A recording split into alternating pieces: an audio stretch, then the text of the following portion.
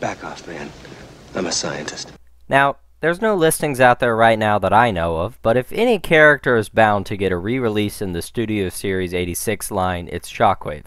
Because of the looming threat of a completely cartoon-accurate redo, I want to take the time to look at this haphazardly themed version of the character from last year. What? What? Siege was 5 years ago? What the heck? Cartoon purists beware, this Shockwave is decked out in this beautifully deep and dark purple much closer to the original toy than to the show. Sorry, I don't know why I'm attacking cartoon fans so much today. I think I'm just more of a fan of how Shockwave was portrayed in the Marvel Comics when he beat up Megatron and killed all his friends and all that. Shockwave is certainly one of my favorite Decepticons.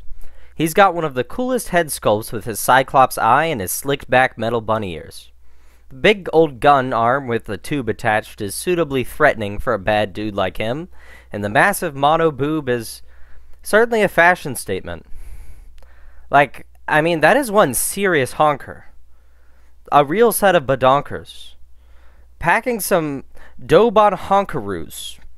Seems almost like a tactical disadvantage. I mean, when he gets his shoes shined, he's definitely going to have to take their word for it. He's amazing, and he's front and center in my display for a reason. Kind of funny that this is the only toy of him I have. But I don't need anything more than this, because he's near perfect. This toy is rife with all the things that make me sure that Siege was one of the best installments of the War for Cybertron trilogy. He's filled with so much detail and so many intricate panel lines that can easily trap and preserve dust for generations. The complexity of the panels on him really makes him believable as a massive alien life form here to meet your leader and all that. His light piping is the brightest I've ever seen, making him look exactly like Willem Dafoe in The Lighthouse.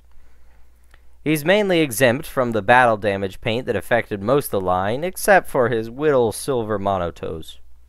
Now, this Shockwave seemed to be the start of a certain trend, where leader classes started to become Voyagers packed with a bunch of accessories to fill out the price point. And yeah, Super Saiyan Shockwave here is not exactly my cup of energon. I love the massive shoulder pads and extra arms, but that most of it ends up on either his back or his feet is illogical. Transformation is also very lacking for a leader class. There's definitely some potential for shenanigans with how you do it, but I, in no capacity, will ever make crass jokes on this channel, so don't go looking for it. Transformed into his gun mode, and it's a bit underwhelming as well. It's too small for me to properly hold, but also too big and heavy for any of my other big figures. Also a bit droopy in the snoot area. Bang all those accessories on him, however, and wow! Now we're cooking with nuclear fission. This Super Cruiser Battleship mode is the main reason I love this figure. It's a new invention from a modern line, but doesn't this totally look like something from the original series?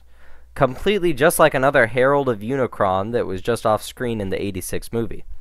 It looks so much like that I'm having to resist the urge to put Unicron's theme really hard, because that's an instant copyright claim. It's also adorable that he has a silly little Shockwave head complete with light piping in the ship's bridge. Okay, that's all. Bye.